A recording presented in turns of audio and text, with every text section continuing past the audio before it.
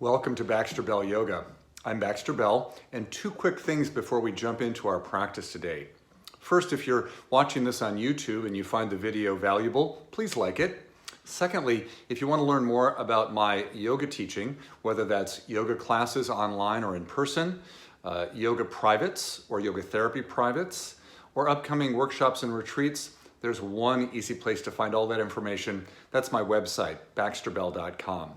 So without further ado, let's jump right into our practice. Today we're going to be playing around with a kind of a newer concept that I've been working on lately. And it was inspired by a recent New York Times article that talked about improving balance by using something called perturbation. Now the word perturb is in the middle of that perturbation word. And basically it means that we get into a position that requires balance and then we try to perturb the body a little bit. We actually mess around with the balance and challenge ourselves to stay generally balanced. Now we do a lot of balance poses in yoga, but typically we get into something like Warrior 3 and we try to stay very still and calm in that pose. But there's some evidence that actually creating some subtle dynamic movement that throws the balance off a little bit, almost to the point where we might feel like we're going to have to bring our foot back down to the ground or fall out of the shape, is actually beneficial in improving balance overall. In fact, it's a technique that's used with high performing, or I should say, athletes who are performing at a high level. And so we're going to try it today, but we're going to use a very simple version of Warrior 3 to explore this idea. So I just need a space that's open. I'm going to give you a little bit of a side view of this.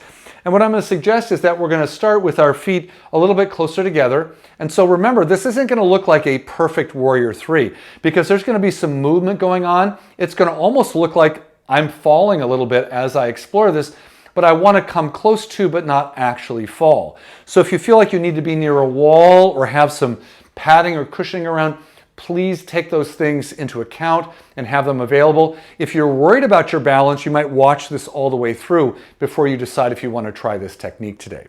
Okay, so we're going to apply this to an easy Warrior 3. And so to do that, feet a little bit closer together than normal mountain pose, we're going to bend the knees.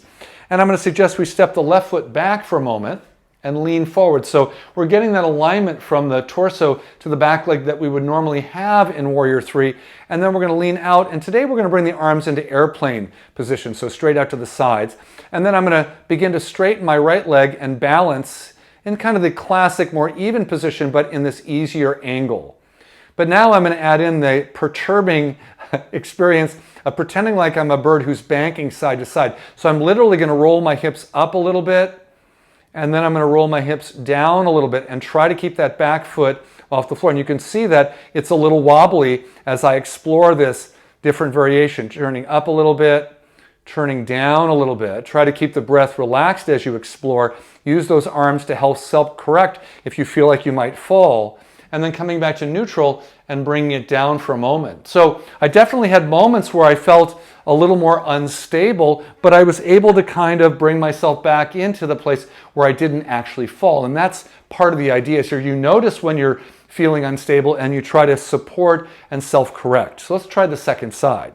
So bend the knees, stick the butt back a little bit, step the right foot back, get the torso in line with that right leg, bring your arms into airplane position, and then begin to find your balance. So you can keep the knee bent or you can straighten the leg. So I'm in my variation of Warrior 3. And then again, like a bird, I'm going to imagine I'm flying, I'm banking in one direction, and then I'm going to try and bank the hips. I find dropping that outer right hip down is a little more challenging than lifting it up. So I'm kind of mindful as I make that transition side to side. So I'm just using this one action at that left hip joint of rocking my pelvis side to side, up and down a little bit to create that perturbation experience. And that side was actually, for me at least, a little less awkward, and I felt a little more stable. So that may indicate a little more stability around that outer left hip than I might have on the right side. So it's something I might investigate and look at in the future.